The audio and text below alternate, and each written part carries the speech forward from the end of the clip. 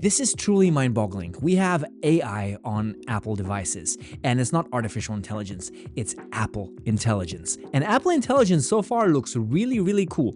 Let's go through a little bit about the details on what Apple just announced and my thoughts and reactions on this whole keynote. It was one of the longest keynotes we have ever witnessed from Apple, almost 2 hours. And the first part of the keynote, the first hour, was basically iOS, macOS, iPadOS, watchOS, HomeOS, and tvOS. And visionOS. Then after, they started talking about Apple Intelligence. What is Apple Intelligence? Apple Intelligence is the new artificial intelligence on Apple devices. It is basically a refreshed Siri. The new Siri is context-aware, more understandable. It can reply to you in a more natural way. You can have a natural conversation with it, and it is generative. First of all, iOS 18. iOS 18's new features include that you can change the colors of your applications, you can create new emojis with basically artificial intelligence, you can create new images, you can write text, you can record phone calls, there's a new Mail app, new Photos app, new Notes app, new Home app, new Maps app, new everything. It's a big, big, big update. On the iPad, the big news is that we have a calculator, but calculator is just basically kind of a rude understatement. It's a math notes application. So you can have your handwriting, it's going to calculate anything that you do on math. Let's say you draw a little picture of a ping pong ball going over the table, and then you write this many degrees, and this is how fast it goes, how high is it going to be, and it's going to calculate it for you. It's a super intelligent way of doing math. iPadOS gets all the features too, that you can customize your icons, you can place your icons anywhere on the home screen. You're going to have the new Photos app, and with all the features, whistles, and everything. Mac. In the Mac, the biggest news is that you can mirror your iPhone and use it on your Mac. If your iPhone is close by, then you can basically pull up your iPhone on your MacBook or Mac or whatever, and then you can control your phone from your Mac. And your phone is somewhere in your bag, locked. You don't need to worry about it. It's going to be locked. No one has access to it but your Mac. And you can actually do whatever you want on it. visionOS got a little bit of upgrades. The AirPods got a little bit of upgrades. So now if you're having a Siri question bombarded into your ears like, oh, someone's calling you, do you want to pick up? And you're in a small elevator and you don't want to say, yes, pick up. You can just nod your head and it picks up, or go like this and it's not going to pick up. Very, very unique, very Apple, very much loving it. Another thing. visionOS got a new ultra widescreen mode for mirroring your MacBook, which is going to be great for people who wanted a big monitor to work on. Now they're going to have the ultra wide thing. But interesting thing is not all of these small changes and features with Apple. The interesting thing is AI, which is Apple Intelligence. Yes, Apple is so much Apple, so much unique, so much themselves that they decided to call their AI Apple Intelligence. And it truly is Apple Intelligence. So basically, this is basically Siri 2.0. And Siri can now look into every aspect of your phone. If you had a conversation before, it can read the context. It can say, like, for example, the example they said, all right, my mom's airplane is coming in. When is my mom's flight coming in? It checks your email where you see maybe you got the ticket, or it says, okay, this is when your plane is landing. Then it checks live radars of the flights currently landing. So if it's 10 minutes late, then it's going to say it's going to be 10 minutes late.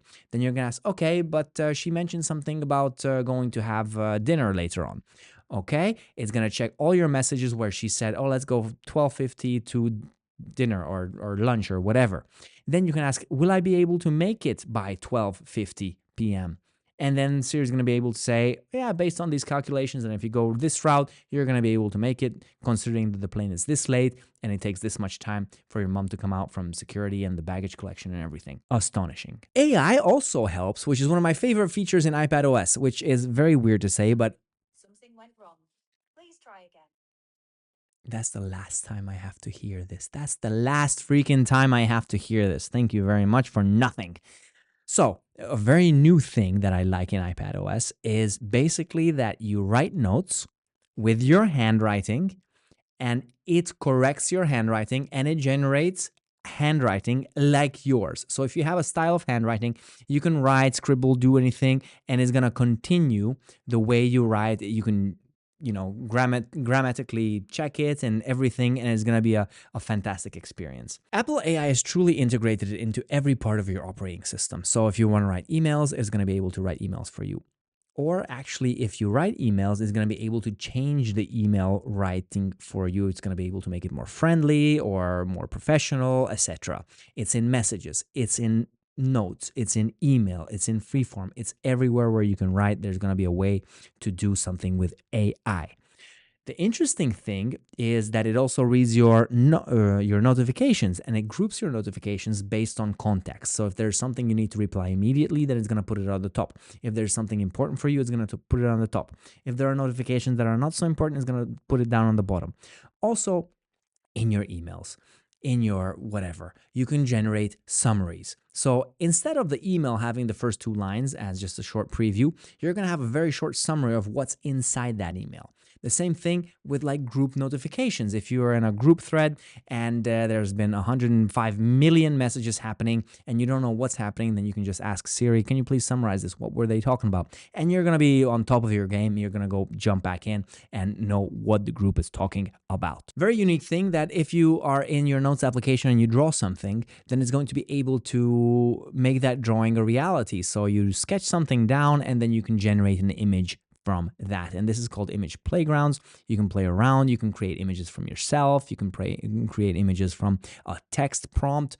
It's DALL-E, but better. It's going to be 3 versions. It's going to be animation, I think, sketch, and something else. Now, a very important thing is that privacy is very, very important for Apple. So the way they do it is that everything is going to be handled on device.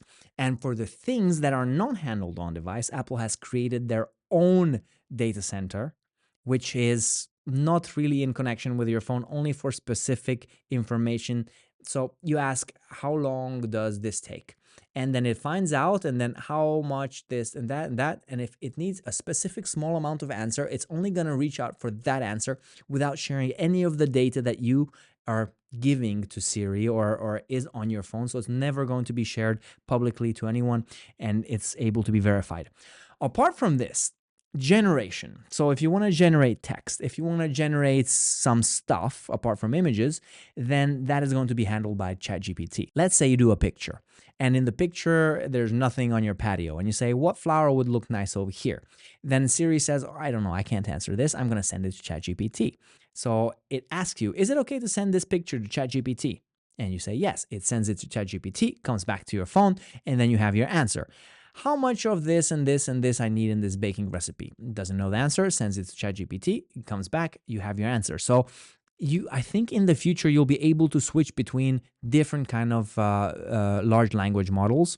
So now it's ChatGPT, it's going to be Gemini, it's going to be Copilot, whatever you want, you'll be able to use the one that you like the most. Apple Intelligence is available for iPhone 15 Pro Max, iPhone 15 Pro, iPad Pro M1, iPad Air M1, MacBook Air M1, MacBook Pro M1, and obviously later iMac M1, and later Mac Mini M1, and later Mac Studio M1, and later and Mac Pro M2 Ultra.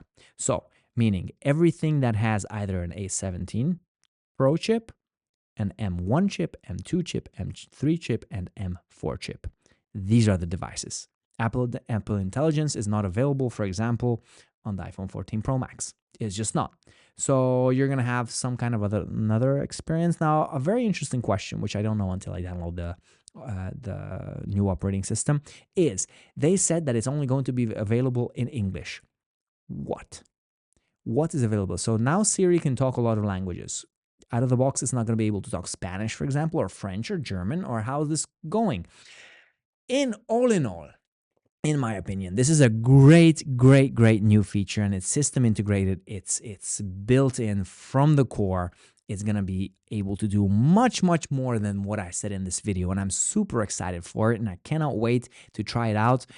It is finally Apple in the AI game, the Apple Intelligence game, as they would like to call it.